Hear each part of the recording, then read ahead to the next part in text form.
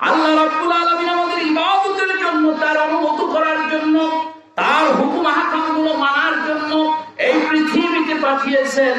কিন্তু আমি মানুষ হয়ে আল্লাহর হুকুম পালন না করে যদি দিন দিন সম্পদের পাহাড় গড়ার জন্য যদি আমি প্রতিযোগিতায় লেগে যাই, আমার পাশের বাড়ি 2 তলা বিল্ডিং করেছে, আমার 3 তলা দরকার, আমার পাশের বাড়ি 4 তলা বিল্ডিং করেছে, আমার 5 তলা দরকার, এভাবে প্রতিযোগিতা করি, তাহলে দিন দিন সমাজের মধ্য থেকে আল্লাহ বলা মানুষের সংখ্যা কমে যাচ্ছে।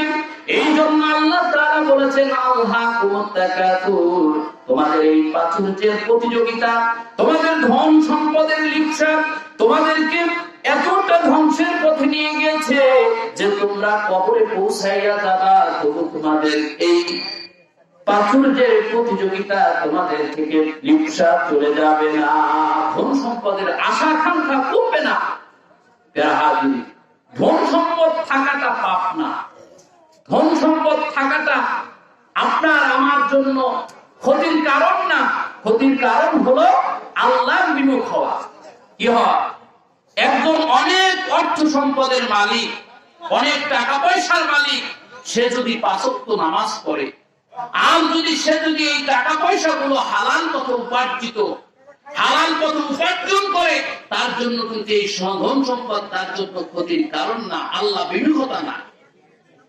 আল্লাহ বিমুখতা হবে তখন, এই সম্পদ গুলো তার জন্য ক্ষতির কারণ হবে তখন, যখন সে এই ধন সম্পদ অর্জন করার জন্য, নেতৃত্ব অর্জন করার জন্য পরস্পরের মধ্যে প্রতিযোগিতা করবে, আল্লাহকে ভুলে গিয়ে, তখনই এই ধন সম্পদ আমার আপনার জন্য কাল কিয়ামতের ময়দানে সেগুলো শাপে পরিণত হয়ে যাবে, সেগুলো জাহান্নামের কারণ হয়ে যাবে।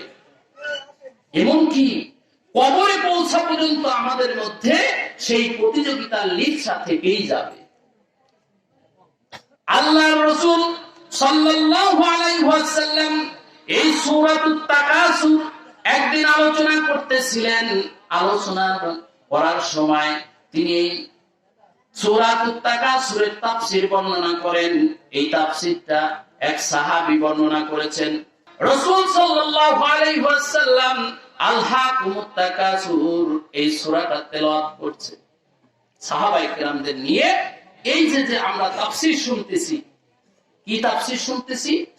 এই মুত্তাকাসুর, হালহাকুমুত তাকাসুর, সূরা তাকাসুরের তাফসীর আমরা শুনতেছি না? এভাবে রাসূল সাল্লাল্লাহু আলাইহি ওয়াসাল্লাম সাহাবীদেরকে নিয়ে তিনি আলোচনা করতেছেন এই সূরাতুত তাকাসুর। সূরাতুত তাকাসুর আলোচনা করতেছেন, এমন সময় একটা হাদিস বর্ণনা করলেন। রাসূল সাল্লাল্লাহু আলাইহি ওয়াসাল্লাম বলেন, ওয়ালা ইয়াকুলু ইবনে আদম মালি ওয়া মালি, মানুষ বলে, বনি আদমরা বলতে থাকে, এটা আমার, এটা আমার, এটা আমার সম্পদ, এটা আমার সন্তান, এটা আমার ধন সম্পদ, এভাবে আমার আমার বলতে থাকে।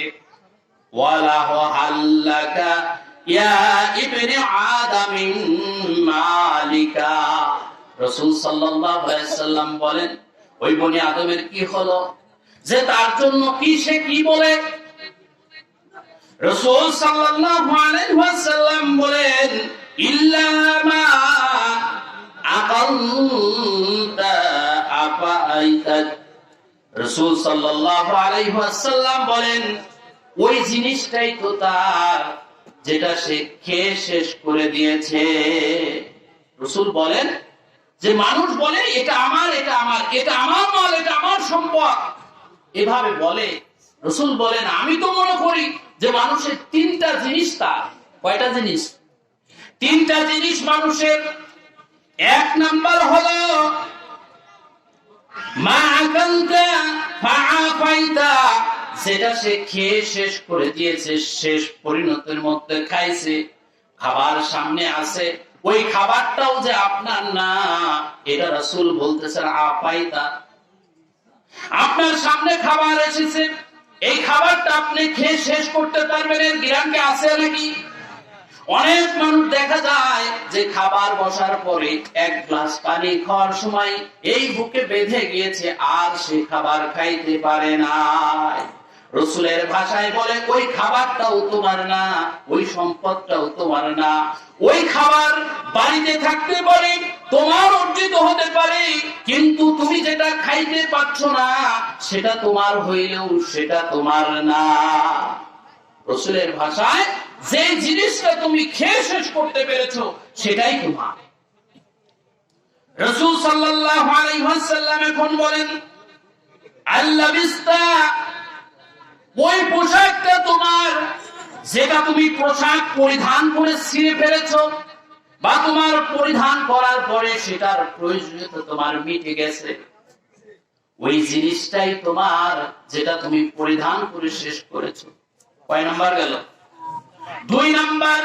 1 নাম্বার হলো খেয়ে শেষ করেছো, 2 নাম্বার হলো পরিধান করে শেষ করেছো, 3 নাম্বার হলো আও তাসাদ্দাক্তা, যেটা তুমি দান করেছো, যেটা তুমি দান করেছো তোমার ভবিষ্যতের জন্য, পরকালীন ব্যাংক ব্যালেন্স করার জন্য।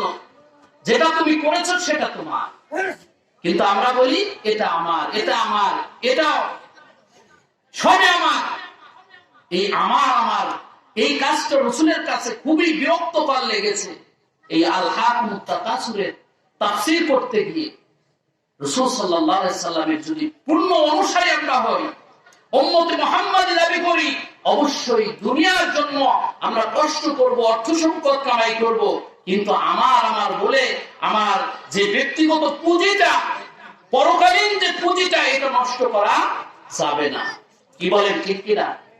আমাদের একমাত্র উদ্দেশ্য থাকতে হবে যে আমাদের পরকাল যেন নষ্ট না হয়ে যায়, পরকাল নষ্ট না হয়ে যায়। যদি পরকাল নষ্ট হয়ে যায় তাহলে এই ধন সম্পদ কাল কিয়ামতের ময়দানে আপনার জাহান্নামের কারণ হয়ে যাবে।